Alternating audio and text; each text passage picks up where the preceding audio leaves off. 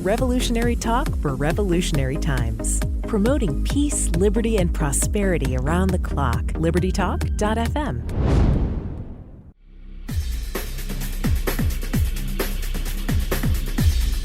Welcome to Living the Solution with Dr. Elena George. Today we have a very important show, one that I think is very timely since it affects everybody. I don't care who you are. And we're not only talking about COVID today, we're actually talking about the vaccine passport and how it's rolling out across the globe and what that means for, in my opinion, health privacy, mobility, how you interact with society, and the ramifications of it. We're not talking about whether you're getting the vaccine or not. This is irrelevant. I think this is outside of that. And so I wanted to have a really special guest on who I've had on before. His name is Tuccille, and he is the former managing editor of Reason.com. He's currently a contributing editor, and he's started his online career in the days of proprietary online services and seen them swept away by the internet. He's a believer in liberating and transformative power of the new media. And he wrote an article which I think got my attention, and I wanted to have him come on so that we can speak about it further. And it's entitled, "Get Ready to Show Your Vaccine Passport Everywhere." And I think it's provocative in terms of its title, but it's something that we need to stop sticking our heads in the sand about. And thank you so much, Mr. Tuccille, for coming on, because I think we're going to have a conversation that is necessary. And before everything rolls out, people need to understand what this means to them personally. So first, thank you so much for your time. I know you're busy, but I really appreciate you coming on the show today. Oh, it's absolutely my pleasure. Thank you. So let's start off with your thesis. I mean, it's rolling out, it's here. How should people see it? Because I think there's lines being drawn between those who are like, this is intrusive and I'm not doing it, and they're sticking their, drawing a line that they're not going to cross, versus people who I think are fatigued with, I want my life back, and if this means that I need to do that to have freedom, then so be it. Is that how you see it? Yeah, I mean, I think that's a very fair take on this. And the original purpose of when they started talking about health passports or immunity passports exactly a year ago, was a means of actually bypassing lockdowns. And people would demonstrate that that was pre-vaccine. People could demonstrate that they had the bug, that they were immune to it, and therefore they shouldn't be subject to lockdown, so that they could be free to move around the world. It was supposed to be something that would at least liberate part of the population. But it took so long to roll the idea out that here we are a year later, and it's now vaccine passport. And the choice of the word passport was a huge mistake, because it's actually not supposed to be a passport, which is permission to move about, a hall pass for grown-ups, government's permission to do things. It's actually supposed to be just verification that you had the vaccine, that you're not subject to catching it, you probably aren't going to transmit it, and that you should be able to enter venues and kind of resume life as it was before the pandemic. But having called it a passport, it's drawn lines, because no one wants to need permission to do the things that they're accustomed to doing as a regular part of life without having to ask anybody's leave to do it. So I think that was a huge mistake. There was actually polling out by the Beaumont Institute that said if they called it verification instead or certification, much higher rates of acceptance by the public. The use of the word passport turns half the population off, and it has turned partisan. By and large, you've got much higher receptivity to the idea among Democrats now than you do among Republicans. It's absolutely stark. And it's funny, because a year ago, when the idea was first introduced, a couple of senators objected. They sent a letter to the Trump administration objecting to the whole idea of health surveillance and compiling these systems. But those senators were Democrats. So Senator Warner of Virginia and Senator Blumenthal from Connecticut. And because we've changed administrations and because everything in the country now is partisan, the idea of vaccine verification having been called passports has become a partisan issue too, and people choose their sides. I'm convinced largely based upon their political affiliation. It seems like everything is based on that, and people are almost working against their own interests these days because it's what they're supposed to do based on their.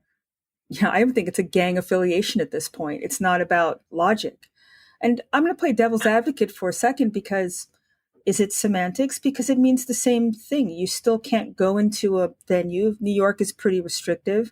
They're going to stop you, I would think, from going to see a Knicks game or maybe even shopping based on your, quote, certification. So is it just the terminology, or isn't it? I mean, it seems like you're still restricted. It's not about freedom necessarily, is it?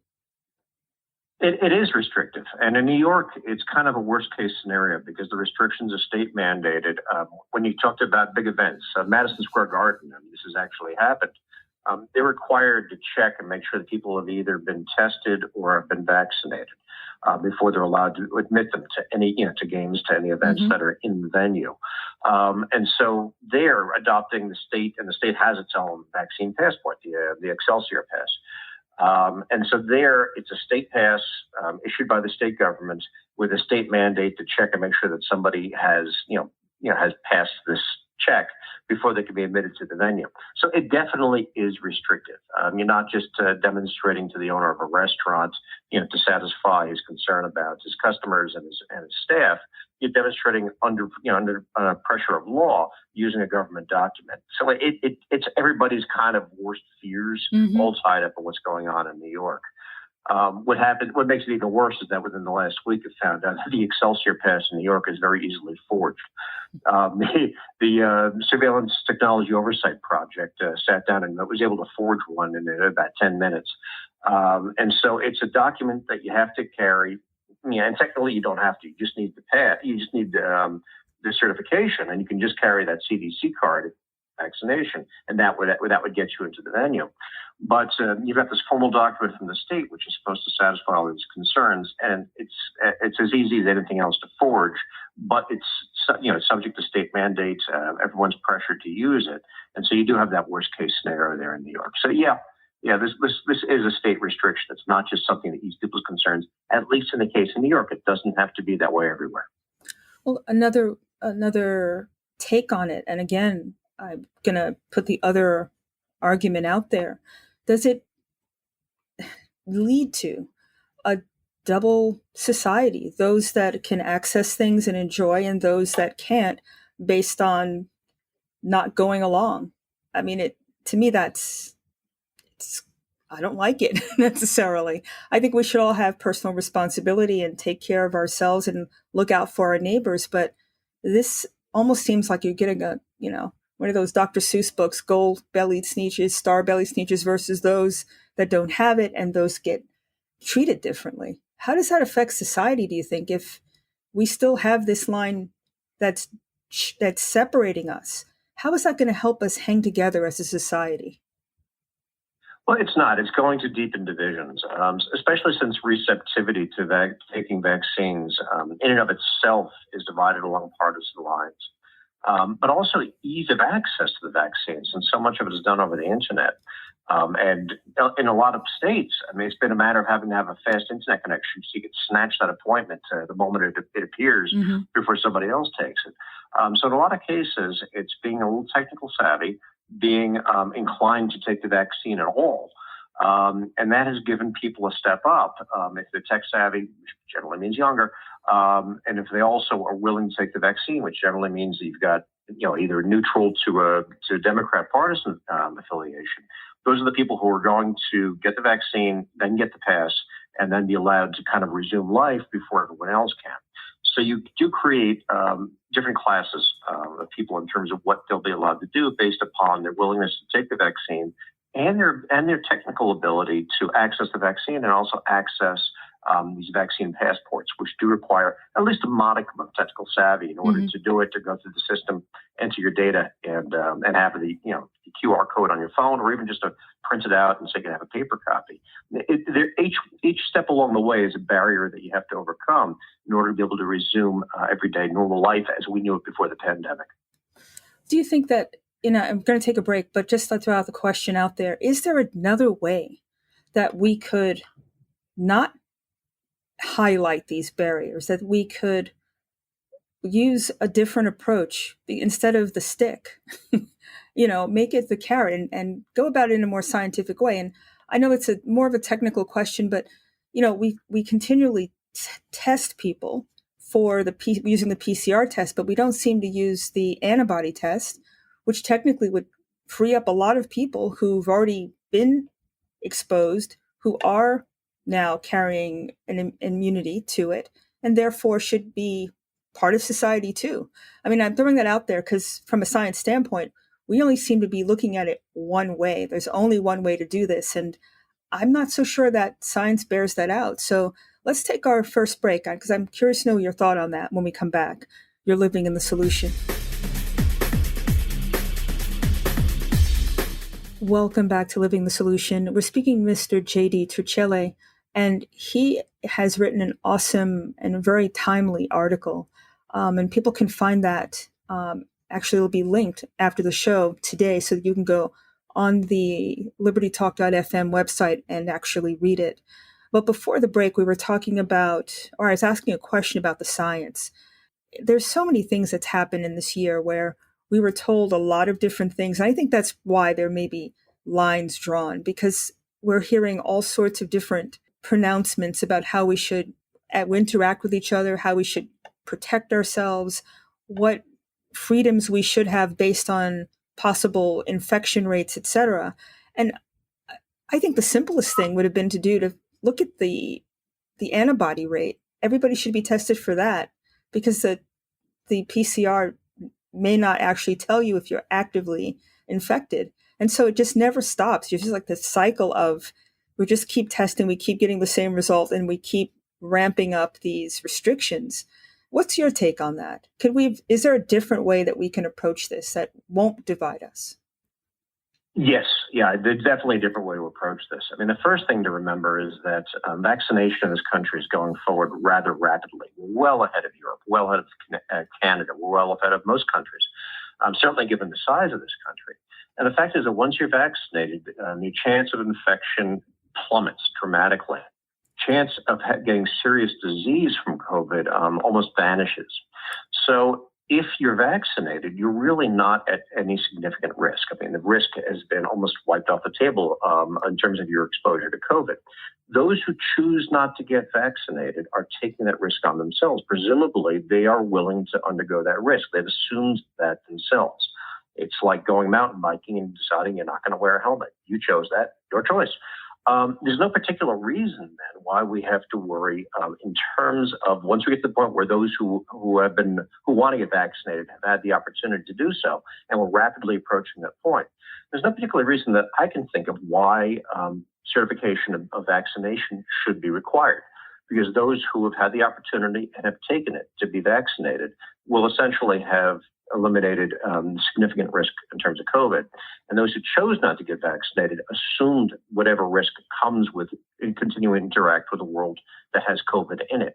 So I see no reason why government should be in a position of mandating vaccine passports. Mm-hmm. That said, if venues want to say reduce personal risk, if the Madison Square Garden or a club or a bar says, we just don't want to do this, or, we worry about our staff who might have, maybe we've got a staffer who for whatever reason can't get vaccinated or has special concerns, and we want you to show a certification that you've been vaccinated or that you've been tested.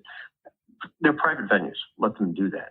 So as much as I object, say, to vaccine passport mandates, such as they have in New York, I would also object to the measures in Texas and Florida, which ban private businesses from asking for verification that you've been vaccinated. If they want to do that, it's like, requiring that you wear shirts and shoes to enter the bar. That's their rule. If you don't like it, go to another place.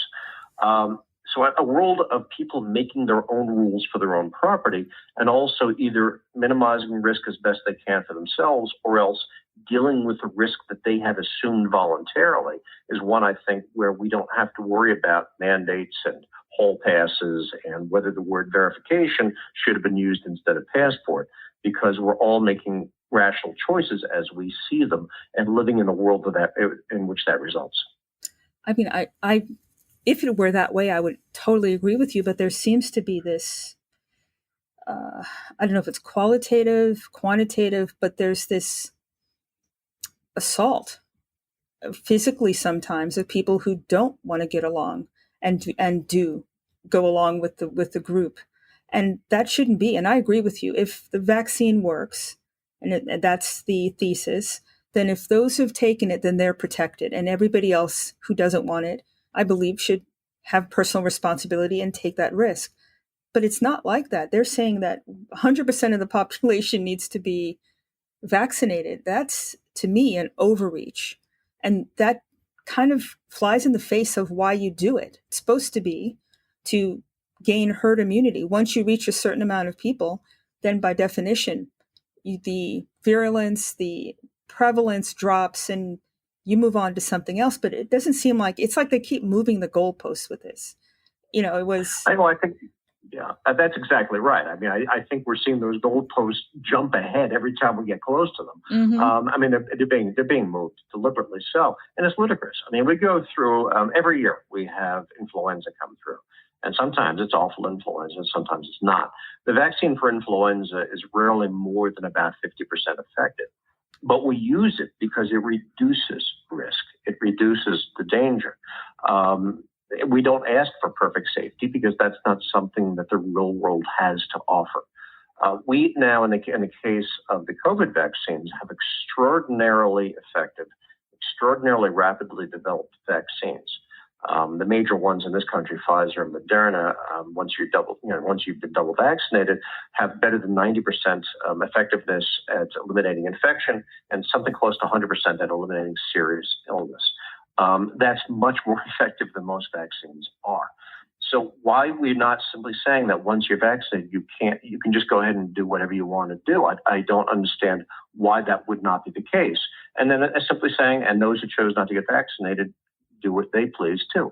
The idea that we're going to make the country a perfectly safe place and utterly eliminate COVID is unrealistic. It is going to be yet one more bug through its various mutations that we live in a world that has disease in it and always has had disease in it.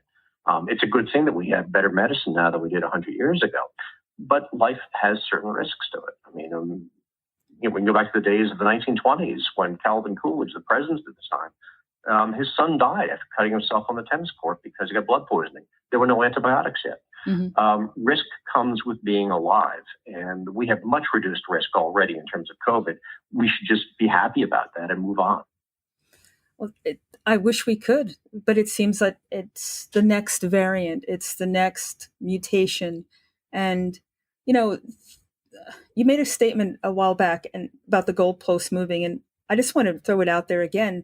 They move in the middle of this thing. First, if you get the vaccine, you still have to wear a mask and you still have to social distance. So why? I still have that question, why that's the case. If it works, then why can't people be free? But it's not like they're saying that. I tend to think that when you have a crisis like this, the people who respond to the crisis become more important than they've ever been before.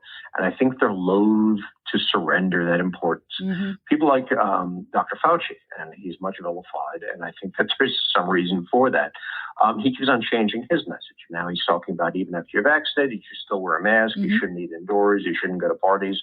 Why? What's the point of getting vaccinated if you cannot resume something resembling real life? I really do think that the public health profession, having been in the limelight for the past year, is having a hard time surrendering that. They chose profession because they're extremely risk averse. That's one of the characteristics of that profession. And they're always going to be looking for ways to minimize risk. Well, you can minimize and minimize and minimize. That's a task that never ends because you can never eliminate risk. So I think that they're having a hard time giving up and admitting that their time in the limelight is over, at least for now. And hopefully we won't have to call them back out again for some time to come. So I think that if we keep listening to them, we're going to keep on hearing about the next risk in the COVID pandemic because they're not going to be able to let go. We're going to have to let go of them. It's almost like they're stepping on their own message because they're giving credence to the people who are like, well, why bother doing it if I can't resume? I mean, that's a totally real argument that I've heard out there. And I think it's a valid one.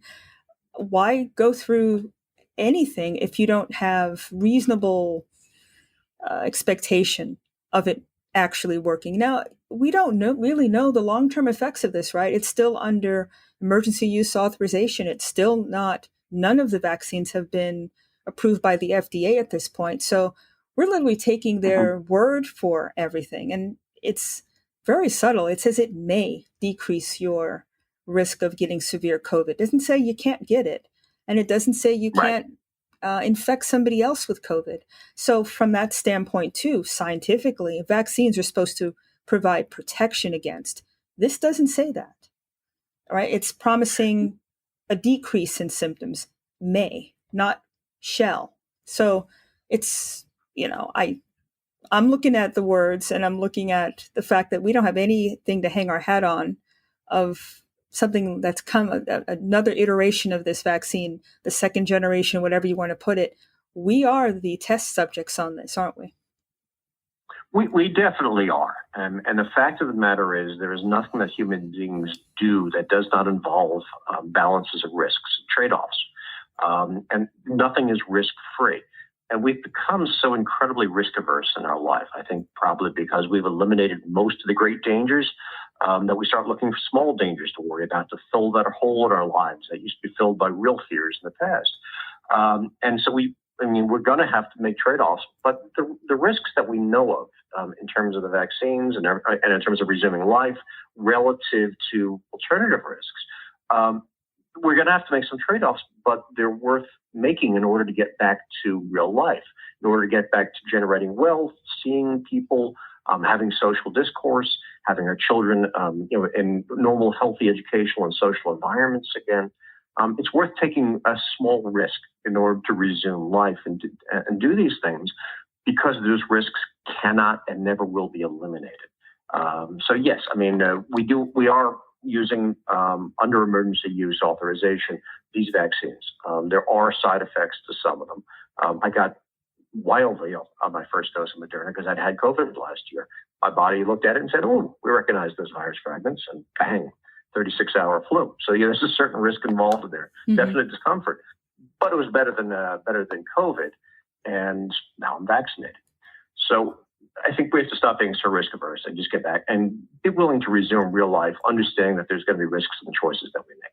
From my standpoint and our conversation, there's not one way to do this. So to me, that's the only path, vaccine being the only path, that doesn't open the door to everybody being involved in society. We never talk about therapeutics, and those exist. And there's like a conversation that's been wiped off of the internet. If you start talking about that, then for some reason, it's the kibosh is put on it immediately.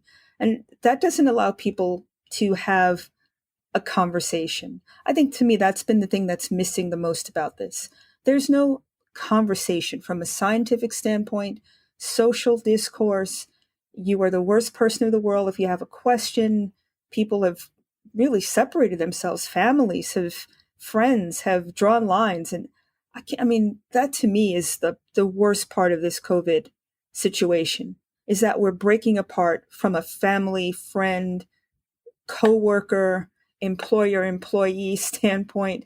And there just needs to be an expansion of, we know that there are things outside of this. No one ever talks about how you do natural, how do you boost your immune system? There's so many things that we could add to the conversation instead of a one-size-fits-all approach.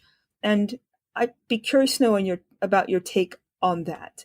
And let's take our second break. We got to take one more break. Agree. And I'm sorry to cut you off. We're going to take our second break and we'll be right back. And I'd love to get your answer to that question. You're living in the solution. Welcome back to Living the Solution. We're speaking with Mr. J.D. Tuccille. And Mr. Tuccille, how can people read your blogs? Because you still write for Reason, correct? Absolutely, yes. I write 3 columns per week at reason.com, and I have a column in the print magazine, too. So definitely check that out. I hope you find plenty of material that you like to read, and you find interesting. And you can also find him on Twitter, and his handle is JD_Tuccille, Tuccille on Twitter. And you have a lively Twitter feed, I have to tell you. Well, thank you. I hope you. I think lively is a good term for that. So. Well, like before the break, I was laying out the devil's advocate case on why it was this medicine just seems to be a one-size-fits-all venture all of a sudden. It's only prescription medication or treating after the fact, not prevention, disease driven as opposed to health oriented, and the COVID vaccine seems to be in that same mold where it was this one, movement towards, honestly, the most expensive iteration, the one that you had to be as sick as possible in order to get access to, instead of treating people early. I mean, for example, I had friends who had told me that they had COVID and they went to the hospital, to the urgent care, and they were told to go home and just treat it symptomatically, you know, until they got really sick, and then they had to go to the hospital. Now, why couldn't we have had a different approach where all hands were on deck? It wasn't just the hospitals; it was the primary care, the community physicians who could treat patients with mild symptoms, have them recover, not end up in the hospital, not on expensive infusions. I mean, we could have handled this in everybody pulling together and not gone down the worst case scenario pathway that we went down. And again, the vaccine is in that mold. I mean, you can do vaccines if you like, or gene therapy, I think is a better terminology for it, actually. Or you can take therapeutics, or you can go totally natural. Why do you think it has been honed down to just one way to treat it that becomes the validation point, the certification? I think we tend to look for magic bullets, and we like big projects, or we, at least in terms of the public health profession, like big projects that can be kind of grandiose in scale. And vaccines certainly are that. There also are Regeneron, the antibody cocktails, and that's another medical response. But one thing from the day one, we knew even a year ago that those who are most at risk from COVID were those who were old, over 60 certainly, and really over 70, those who were obese, and those who had pre-existing health conditions. Those who are young and healthy really had minimal risk from day one, almost minuscule risk in terms of getting it and becoming extremely ill from COVID. So there was no particular reason why they ever should have been treated the same way the elderly and those with pre-existing conditions were treated. I mean, if you're 70 years old, 300 pounds, and have emphysema, you're in an entirely different risk category than a 20-year-old who goes to the gym every day. So why wouldn't we look at people in different ways? Because the one path to health for a lot of people was to treat those most at risk and focus on them, and perhaps sequester them with their agreements rather than sequestering the entire population. Another thing to look at, of course, is that 20-year-old who goes to the gym every day. Staying healthy, keep maintaining your fitness, maintaining your health is one of the best ways to weather any health storm under any circumstance. If you take care of yourself, your risk from any ailment that comes your way is dramatically reduced. That's something, of course, that we all have to do personally. When we wait for the vaccines and we wait for the treatments for ailments that catch up with us, we're waiting for something that we could have foreclosed before the fact. So there are multiple paths. And even now, going forward, now that we're through a year of pandemic, the person who doesn't want to take the vaccine is making their own accommodation with the world. It doesn't have to be the vaccine or nothing. It can be people simply choosing to assume the risk. And I don't understand why we wouldn't allow them to do that, given that those who are vaccinated, our understanding are at much reduced risk of illness, even if they're sitting next to someone who didn't get vaccinated. That shouldn't make a difference in their lives. So there should be multiple paths for getting through this. There should have been multiple paths from the very beginning to approaching this, letting people assume risk in their lives that made sense for their lives rather than choosing one-size-fits-all solutions. I think you're right. And this is the first time in history that I have can recall of quarantining healthy along with the sick and the infirm. And you're absolutely right. I think we could have done this in a much more thoughtful way. Obviously, the people who are fragile should have been removed and protected, and the people who were, because in taking immunology, we were taught that herd immunity exists after the virus goes, or the thing that infects the population goes through the population. As it goes through different people, it gets milder, and more people become resistant to it. And then by the time you let it go its course, you can have the seniors come back out because it's not pervasive in the community anymore. And we kind of did the opposite. We told people to go home, separate themselves from everybody. Everybody's in their little pod, not experiencing or their immune system being decreased because they're not seeing germs, they're masked up, they're by themselves.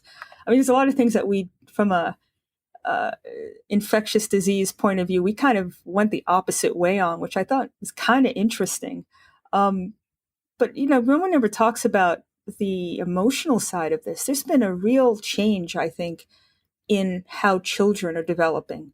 I'm an ENT, and we're getting literature saying that children are having a hard time understanding speech because they need to actually have visual cues when people talk. They need to see your lips move. They need to see your facial expressions, because it cues them in on emotional intelligence. If someone's angry, if someone's happy, they can't tell. How are we going to reverse this when society comes back online, when there's a whole generation of children who have had a different experience than you and I have had when we were that age? I think we've dinged the experience of the young horrendously in the past year. My wife is a pediatrician, and her practice remained open all through the pandemic. And what she has seen is just snowballing depression, anxiety, self-harm.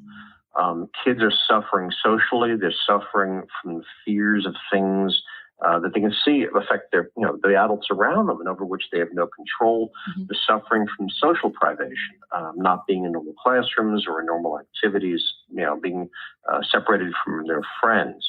The effects have been enormous. A lot of kids have been harmed. There have been suicides. My wife has had to deal with that in her own practice. And the big question now is, we know that these kids have been very badly affected by the past year. The question is, are these going to be lingering effects, or are the kids going to bounce back? And that's something we don't know. And unfortunately, we conducted a massive experiment in just how resilient children can be without knowing really what direction we're going to go in or what we're going to do about it if we don't like the results. That's a really good point. And not only them, but I think the people 18 to 25 who are going out in the workforce, who don't have jobs to go to, I think it's pervaded the entire younger population because their futures change.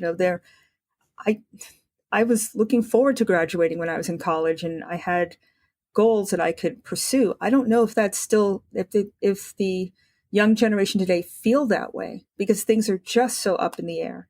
And again, we talk about the vaccine and opening up society, but when you move that goalpost and you keep saying you still can't do it, but you still can't be free, there's going to be a consequence to that as well, I think.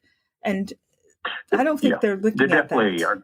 There's certainly going to be consequences to that. When you move that goalpost, you don't let businesses reopen. You don't let people mix and mingle. You have social and emotional consequences. You also have economic consequences. Mm-hmm. We know that there were lingering effects from the 1919 flu epidemic, the Spanish flu epidemic. It depressed the economy. They've done research on that. And it lasted for, it's been a while since I read it, but it was at least a decade before they fully recovered from that.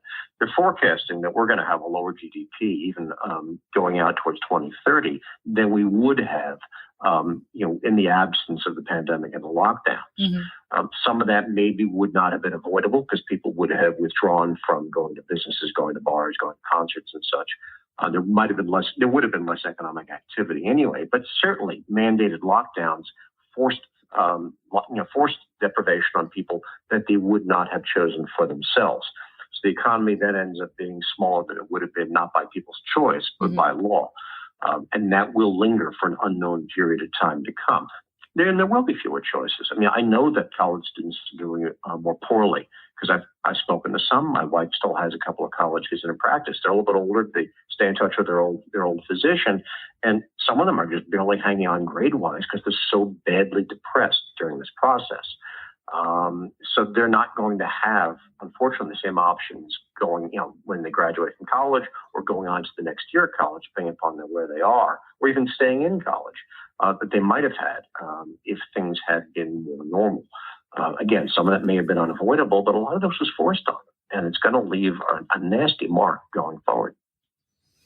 I hope we get to a point that we can practice what we're preaching, which is to open up everything and let people once again, hopefully people will forget what they separated us and come back to what makes us whole, like a community, a country, humanity, basically, that we can find that common ground, because we're going to need that. There's no way, and I mean worldwide, if everybody's picked sides and they're so at odds with each other, this doesn't bode well for humanity, in my opinion. And we can't have that based on something that needs to have an endpoint, from my standpoint. And last thing I want to, the next thing I want to ask you about is health privacy. And we're going to take our last break in a second, but we live in a world, your wife and I, of HIPAA and health privacy and health information, and not letting, and it's like gold. You cannot leave your practice. There are so many things that you cannot do. And I'm just curious to know, how does this work in a health information, health privacy world where everybody knows what your status is? That means, what's the point of having a locked health information if something that personal is being put on the internet and Facebook, etc.? And before you answer it, let's take our last break and come back. You're living in the solution. Welcome back to Living the Solution. Before the break, I ask a provocative question, because health privacy is something that it's so unique to the individual. It's so powerful that somebody can have power over your health information. This, to me, I wonder how that dovetails with this vaccine passport, because it's like it's out there on blast, what's going on in your personal body. That's exactly right. To a certain extent, what we're finding is that our idea of health privacy was fictional anyway. While HIPAA seems to protect our privacy at the retail level, the fact of the matter is, behind the scenes, officials, insurance companies, government have had access to our health records on a massive scale. We mostly were blissfully unaware of that. The reason that New York was able to implement its Excelsior Pass is because the New York Health Department already had everybody's health records. They reported all the residents in New York State, all the tests done in New York State, all the vaccines administered, reported to the health department. So that when you go to the health department website and you sign in, you're signing into records that already are there. You just didn't know that. So to a certain extent, we're being exposed to the fact that we lost our health privacy. But the pandemic may normalize that.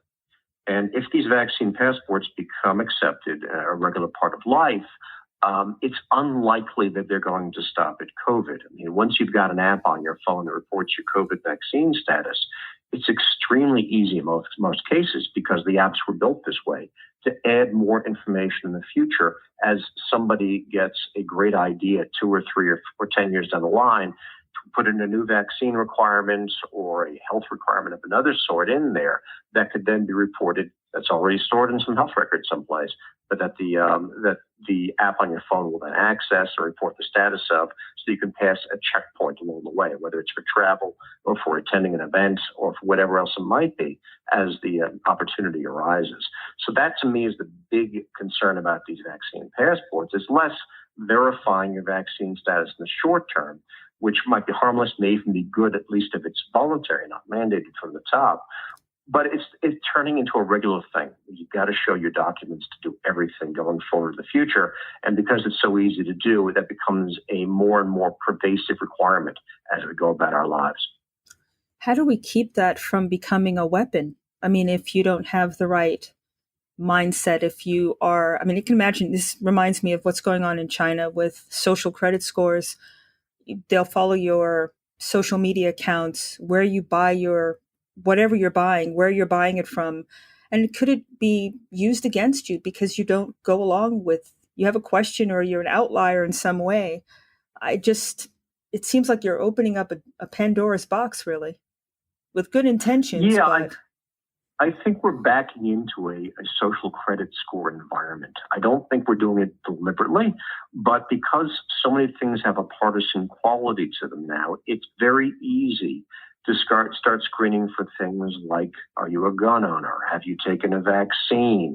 What kind of a school did you go to? Are you a public school graduate, a private school graduate, homeschooled? I mean, all these little checkpoints along the way First of all, could affect your life depending upon choices you've made, but also can have political tinge to them because so many things now correlate with our political beliefs, our political partisanship, our tribal affiliations. Mm-hmm. So it's quite likely, or at least possible, but even likely that we're backing into a social credit score system, and we'll find ourselves sitting in something cobbled together, messier than the Chinese version, but working much more or less the same way in a few years. And I don't care what side of the coin you're on, it's going to affect you. At some point, your side will be out of power, and they're coming for you. So, freedom is what I'm all about. We should have the ability to live our lives and pursue our own destiny without somebody putting value on it. I mean, I understand from a public health standpoint, that's where they're rolling this out. But you're absolutely right. I mean, who reads these app, agreements? They're long in the tooth and no one's really reading them, but they could potentially, from what you're saying, connect your Fitbit to your PayPal account, to your this and that. I mean, they can really get you coming and going. And if it is like China, then they can just turn it off, can't they? So you can't buy an airline ticket or you can't access a venue. They're not going to even let you do it or buy using your PayPal account. Who knows? But it's too much power for partisans to have on either side to have access to. And the only solution probably is going to be decentralized, distributed systems, because everything is moving in a digital direction. If these digital solutions are centrally controlled, that means somebody can throw a switch and cut you off. If they're more distributed, more along, say, a Bitcoin model, they can't. So I think that accepting that the world is advancing, that it's becoming more digitized, more online, that's reality. But there's different implementations of that. And moving towards a more distributed, less centralized system is going to be the saving grace, the one that makes us less vulnerable to other people's prejudices and their desire to other us and cut us off from access to the world around us. I think you made a statement that I want to revisit because I think it's really important. We need to have informed consent. You're saying in New York that people didn't have any clue that their information was in a central database. Why can't they just tell us that and let us either opt in or opt out? That would be fair, because it's like everybody's choices are taken away, and next thing you know, you are hooked in without you even knowing it. You shouldn't have to watch your back every single time you go online or buy something or say something. I mean, it doesn't breed. It breeds people being closed and duplicitous is what it breeds, because nobody really knows what's going on in someone's mind. So is there a way to unconnect, or at least give us some informed consent? Because I think that's where, from a health perspective, that's a problem that I have with our health system right now, that things are just shoved in people's faces. They don't tell them really all the pros and cons. It won't be so bad, just do it. And people sign up for things and they don't even know really the ramifications. How can we implement that?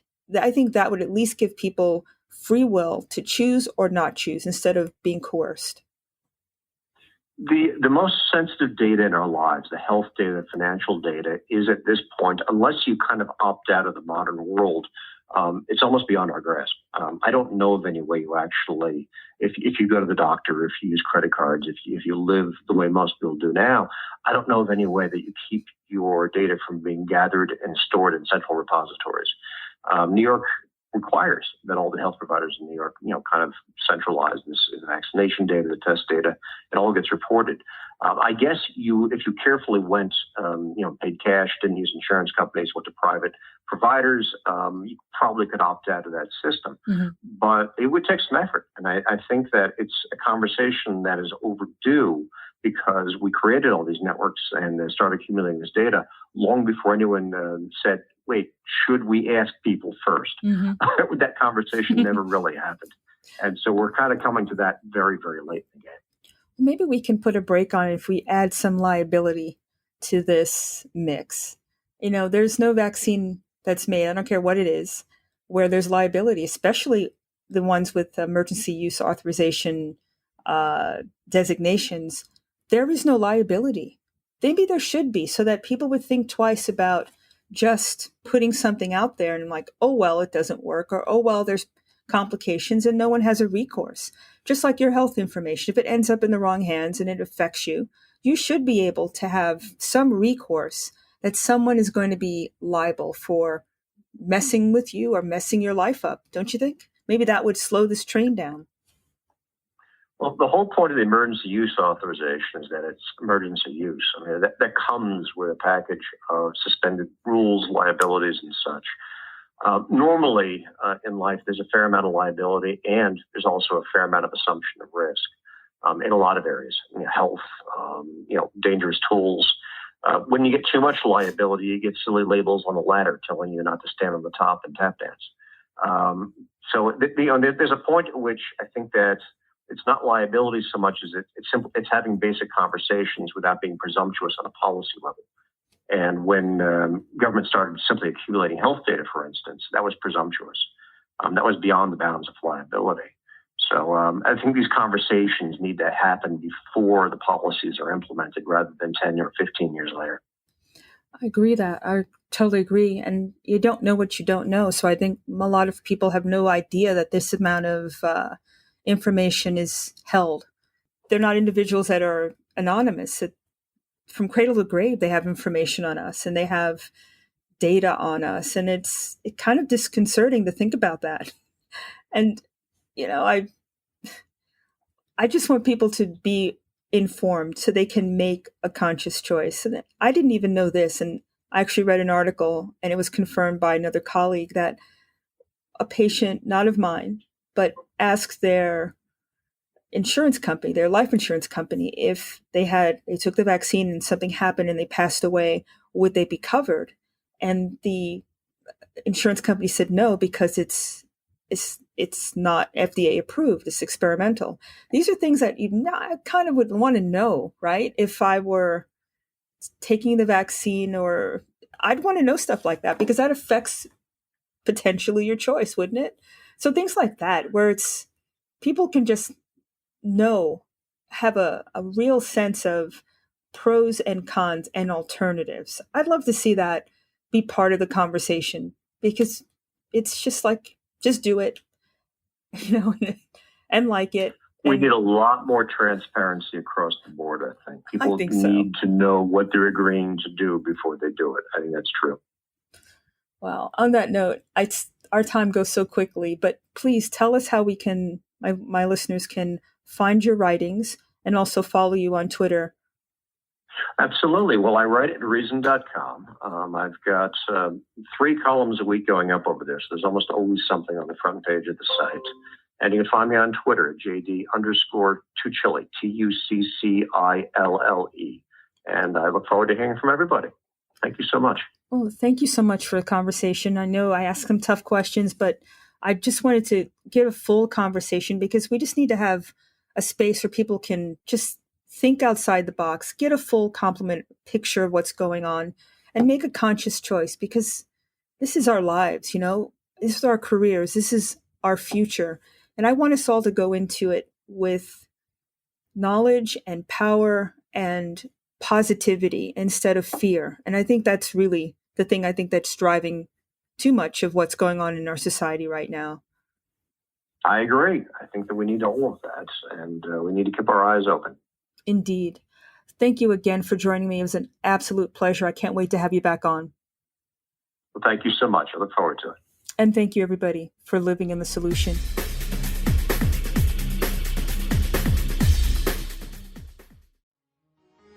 Revolutionary talk for revolutionary times. Liberty Talk FM.